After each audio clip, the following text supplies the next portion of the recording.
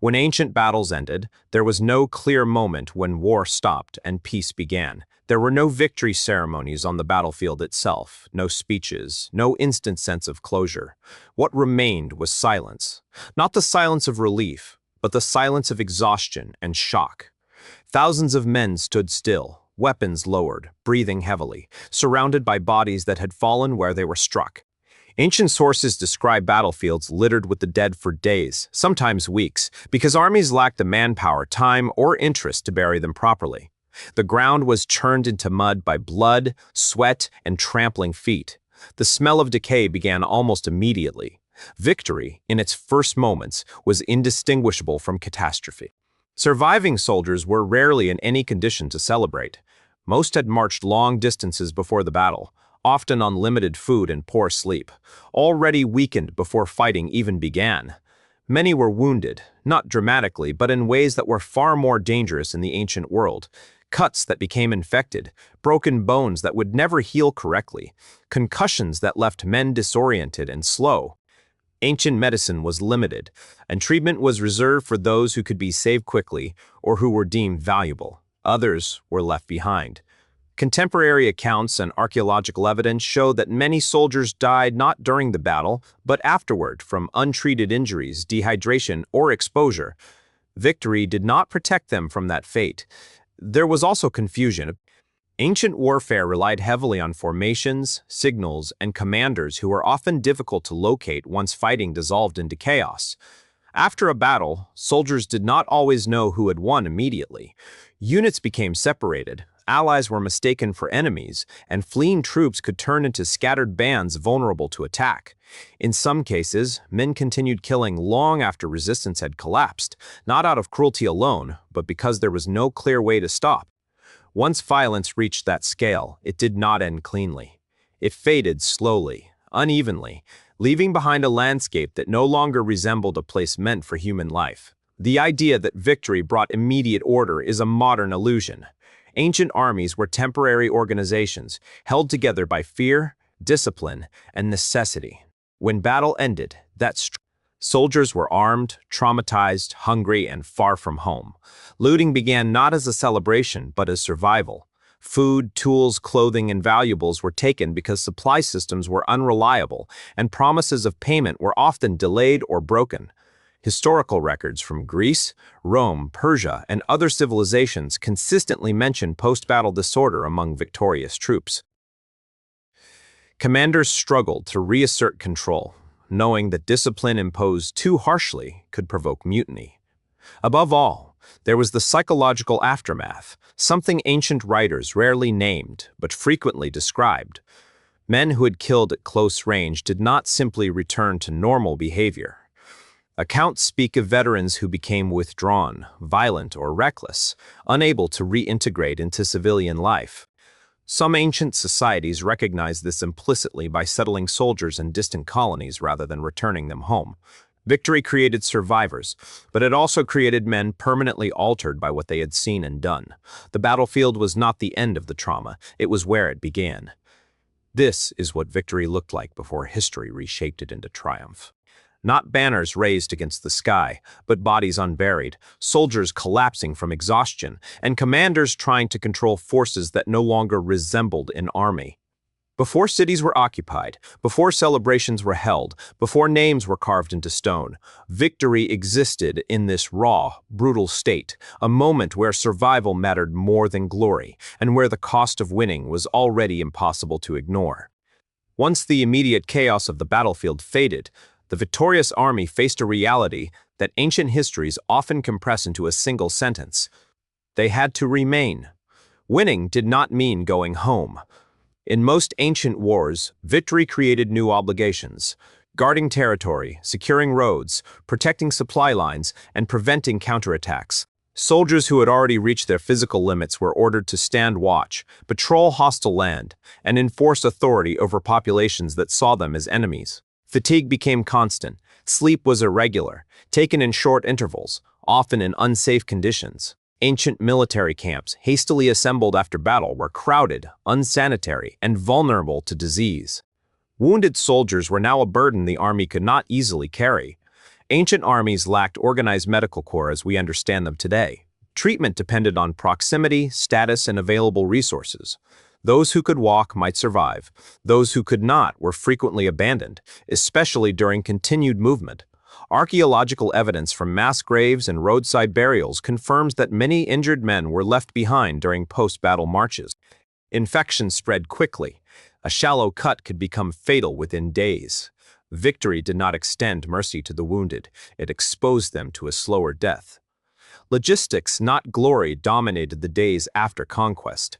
Armies consumed enormous quantities of food, water, animals, and tools. Supply lines were fragile, especially in foreign territory. When supplies failed to arrive, soldiers took what they needed directly from the land. This was not always organized plunder. Often it was chaotic seizure, grain stores emptied, livestock slaughtered, wells contaminated or exhausted.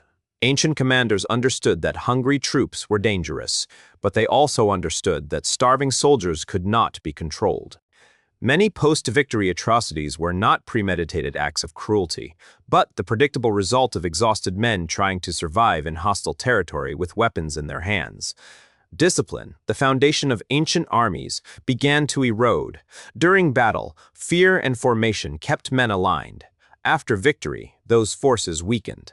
Soldiers questioned orders, resented continued hardship, and compared promises of reward to the reality they faced.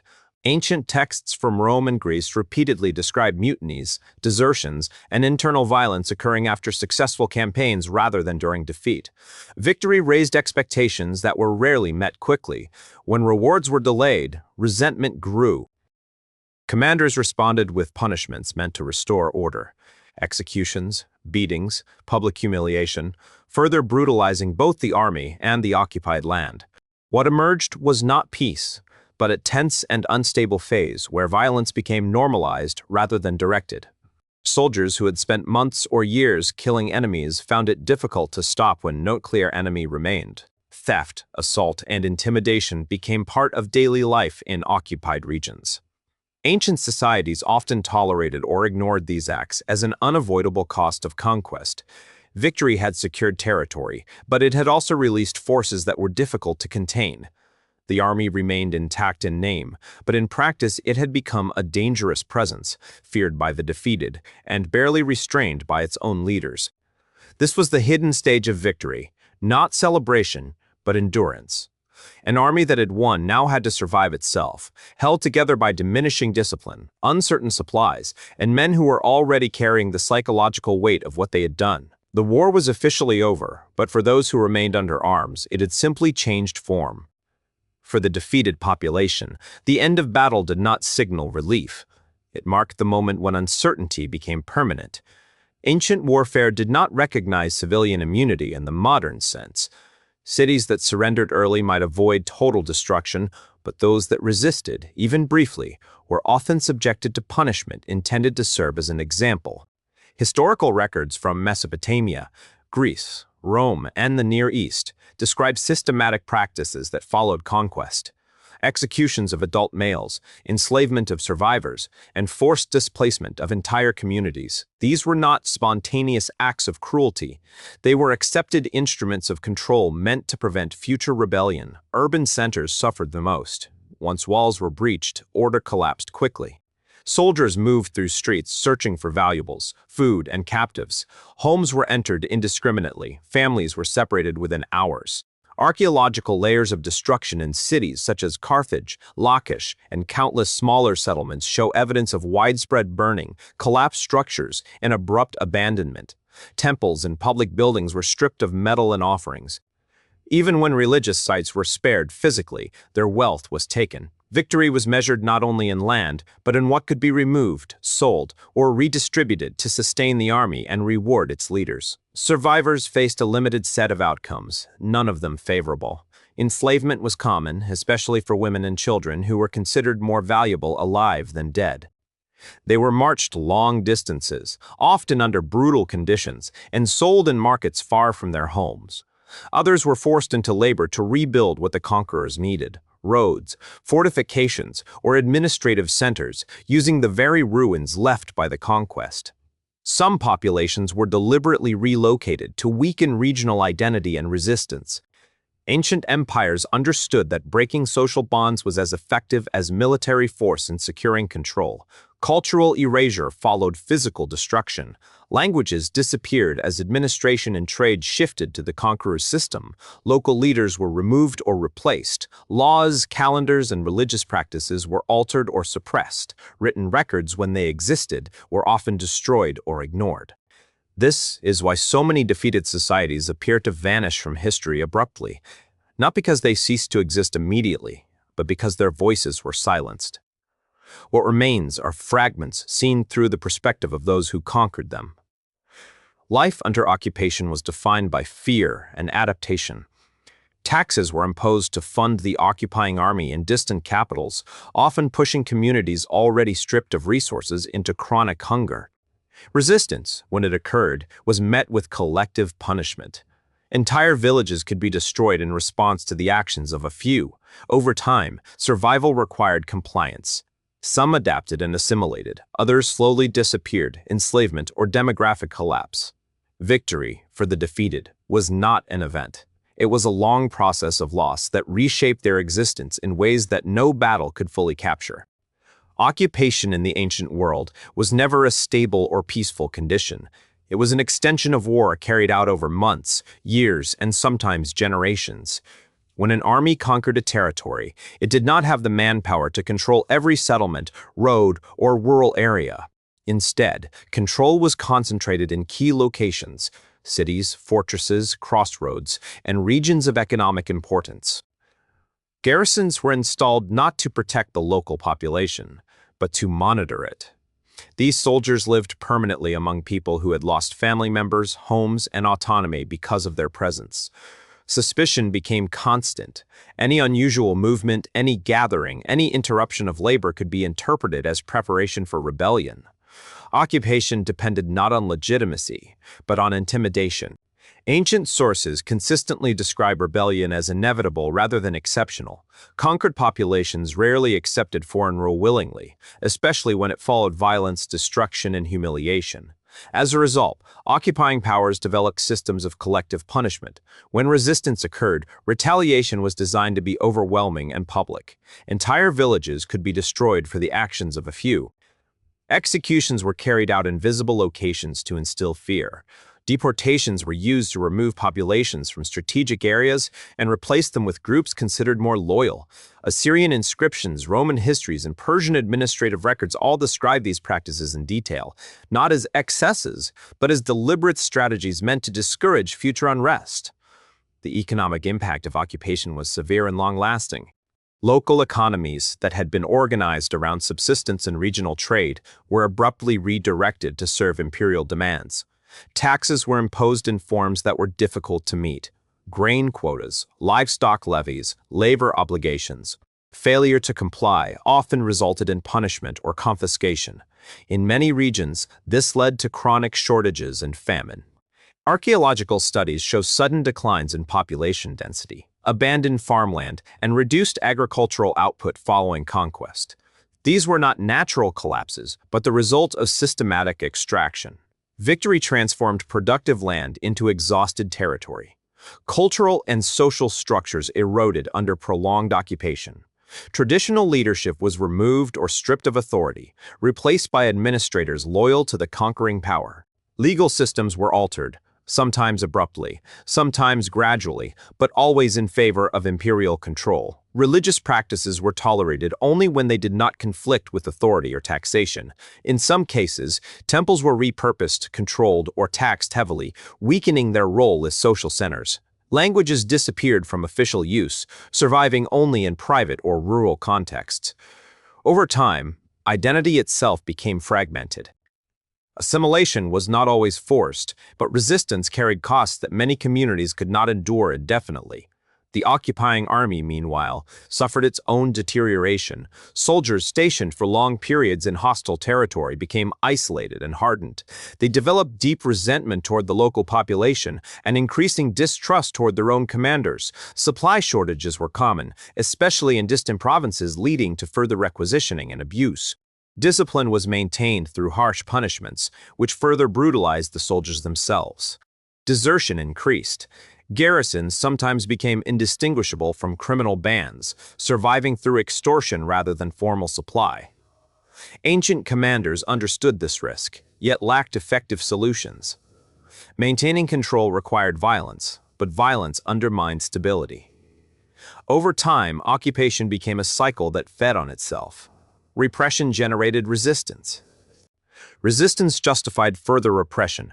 Each act of control weakened the social and economic foundations of the region, making long-term stability increasingly difficult. Victory demanded constant enforcement, constant fear, and constant sacrifice, not only from the defeated, but from the victors as well. What ancient histories often compress into a brief statement of conquest was, in reality, a prolonged period of suffering, uncertainty, and decay. Occupation was not the aftermath of war. It was war, stripped of its battles but not of its destruction. While the conquered regions were being stripped of resources and autonomy, the effects of victory were quietly spreading inward, back toward the heart of the conquering power itself. Ancient victories did not simply add land to an empire. They introduced new pressures that existing political, economic, and social systems were often unprepared to absorb. Expansion demanded permanent armies, expanded bureaucracies, and continuous flows of resources. What had once been temporary wartime measures became permanent structures. Taxes increased, not to defend the homeland, but to maintain distant garrisons and suppress unrest in lands most citizens would never see. Victory reshaped the state into something more rigid, more militarized, and less responsive to its own population. The return of soldiers intensified these changes. Veterans came home carrying the psychological and physical consequences of prolonged violence. Ancient societies lacked any concept of rehabilitation. Men who had survived years of killing, deprivation, and fear were expected to reintegrate immediately into civilian life. Many could not. Historical sources describe veterans who were prone to sudden violence, alcoholism, and social withdrawal. Some turned to banditry.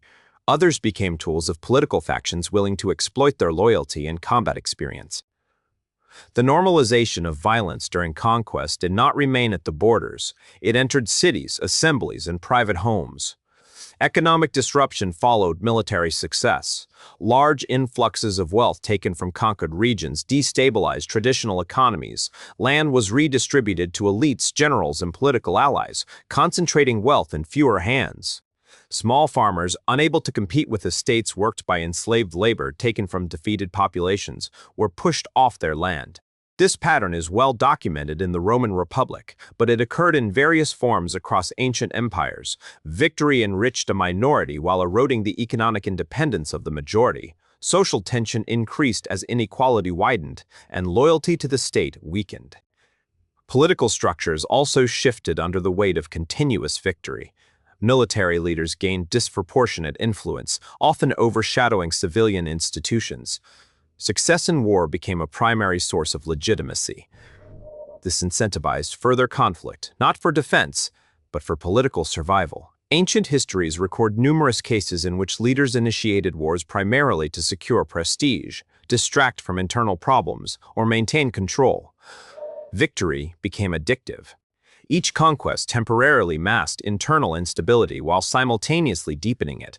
The state became dependent on expansion to sustain itself, creating a cycle that could not continue indefinitely. Corruption spread as administrative systems struggled to manage vast territories. Officials stationed far from oversight exploited their positions, extracting wealth for personal gain. Local grievances accumulated but rarely reached the central authority until they erupted into rebellion. The cost of suppressing these revolts further strained resources. Over time, the gap between imperial ambition and administrative capacity widened. Victory created the illusion of strength, even as the foundations of the empire weakened. What emerged was a paradox at the heart of ancient power. The very victories that defined greatness also eroded stability. Expansion brought resources, but also obligations. Conquest created security at the borders, but insecurity within society. Armies that had once protected the state became instruments of political coercion. Wealth gained through war undermined economic balance. By the time decline became visible, it was often too late to reverse. Victory had already reshaped the empire into something fragile, sustained by force rather than cohesion.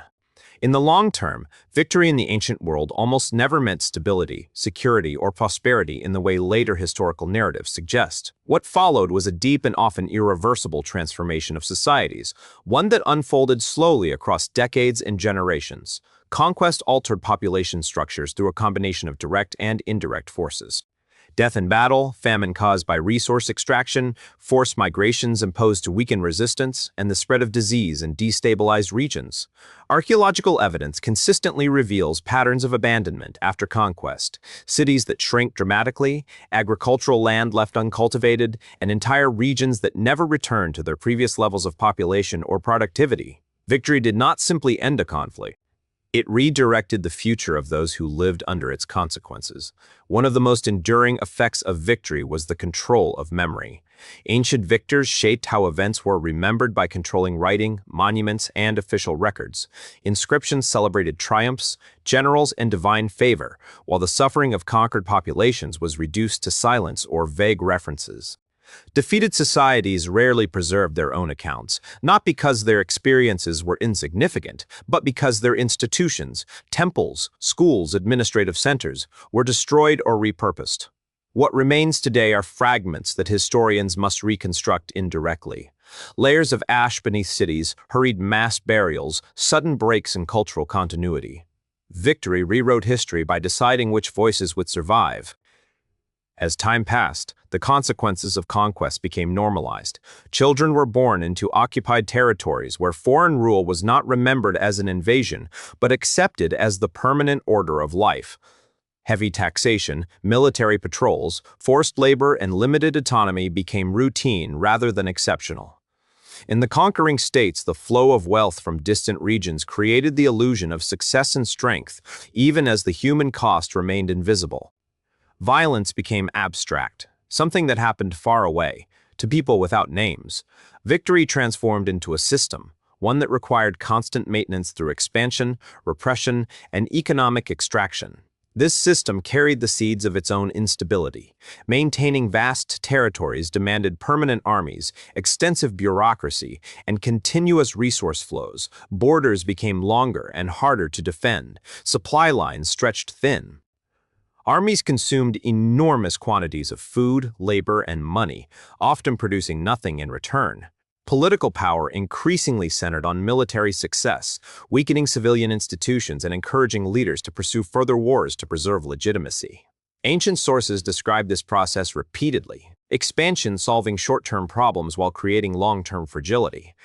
Collapse, when it came, appeared sudden only because its causes had been accumulating quietly for generations. For conquered peoples, the legacy of victory was not collapse, but erosion. Languages disappeared from public use, surviving only in isolated communities before fading entirely. Religious practices were altered, controlled, or absorbed into imperial systems. Social structures fragmented as populations were displaced, enslaved, or assimilated. Identity became something negotiated rather than inherited. Over time, entire cultures ceased to exist as distinct entities, not because they were defeated once, but because victory denied them continuity. Ancient victory, then, cannot be understood as a conclusion. It was a process that extended far beyond the battlefield, reshaping lives, memories, and societies long after weapons were set aside.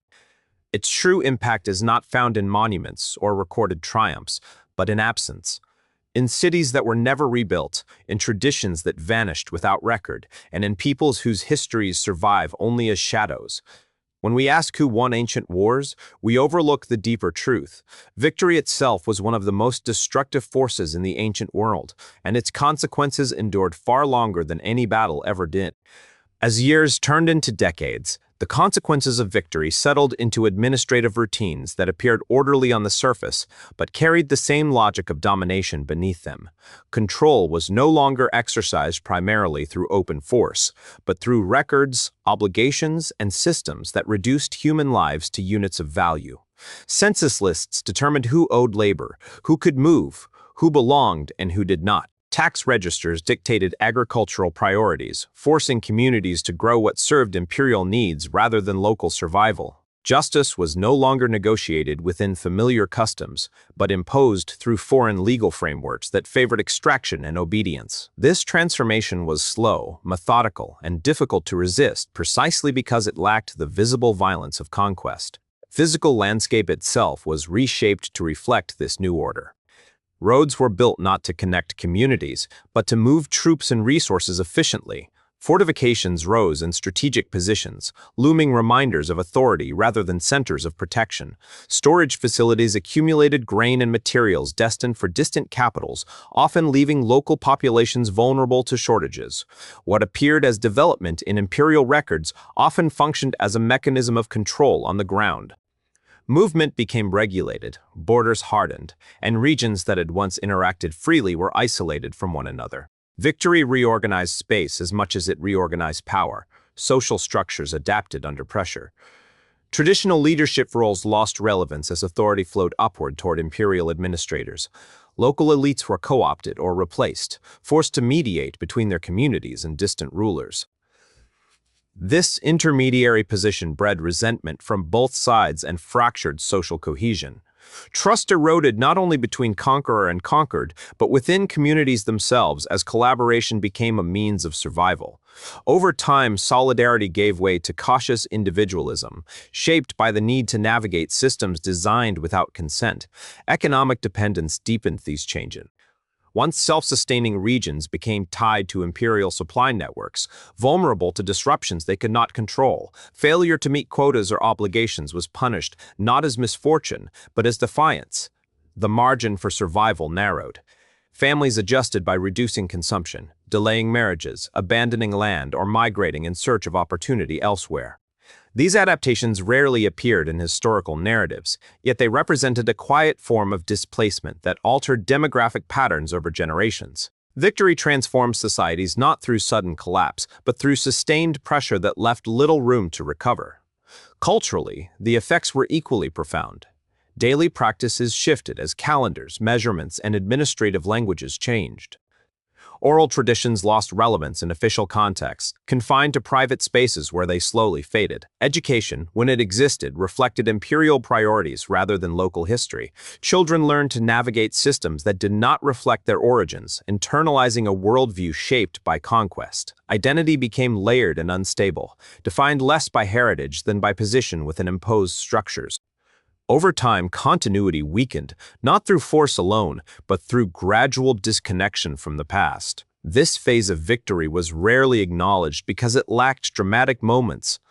There were no decisive battles, no clear turning points. Instead, there was accumulation of rules, dependencies, restrictions, and adaptations. It was in this prolonged aftermath that victory achieved its most lasting effects. Not through destruction, but through redefinition. Not through terror alone, but through normalization. The ancient world was reshaped here, in the quiet years after conquest, where the consequences of winning became inseparable from everyday life. With time, even resistance itself was reshaped by the conditions imposed after victory.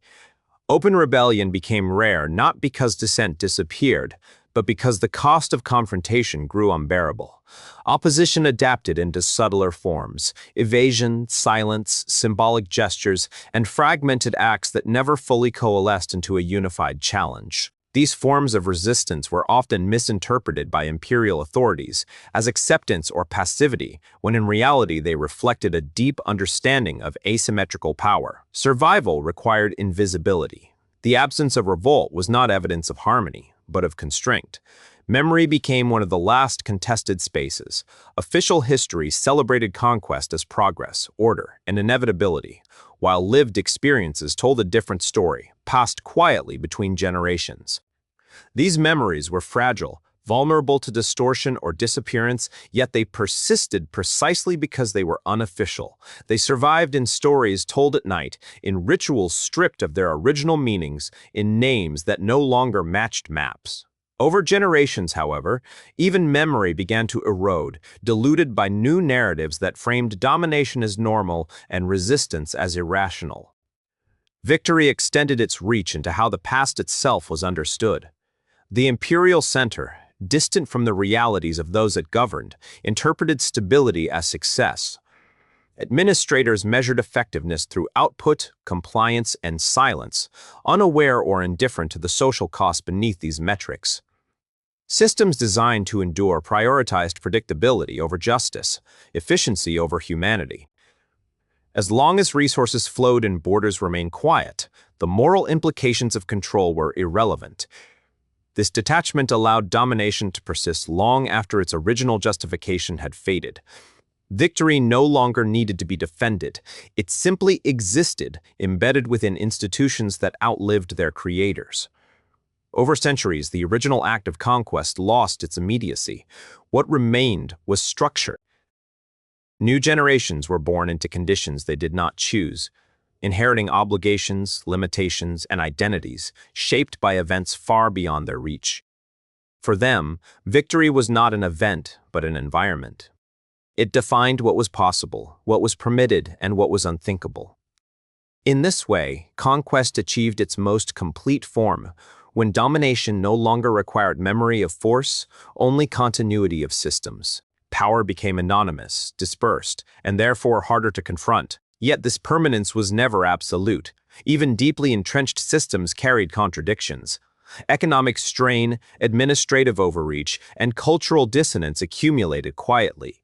Local adaptations sometimes subverted imperial intentions. Networks formed beyond official oversight, identities recombined in unexpected ways, creating hybrid cultures that neither fully accepted nor fully rejected imposed order. These developments did not immediately dismantle domination, but they prevented it from becoming total. Victory, despite its ambitions, was always incomplete, sustained by effort, and vulnerable to change. Ultimately, the true legacy of victory was not found in monuments, borders, or records of triumph, but in the long transformation of societies forced to live within its consequences. Winning reshaped the world not only through conquest, but through administration, normalization, and time. It altered how people worked, moved, remembered, and understood themselves. Victory did not end with the battlefield. It began there. Its most profound effects unfolded slowly, quietly, and persistently, long after the noise of war had faded. To understand the ancient world, therefore, is not merely to study who won, but to examine what winning did, and to whom it continued to matter, long after the victors were gone.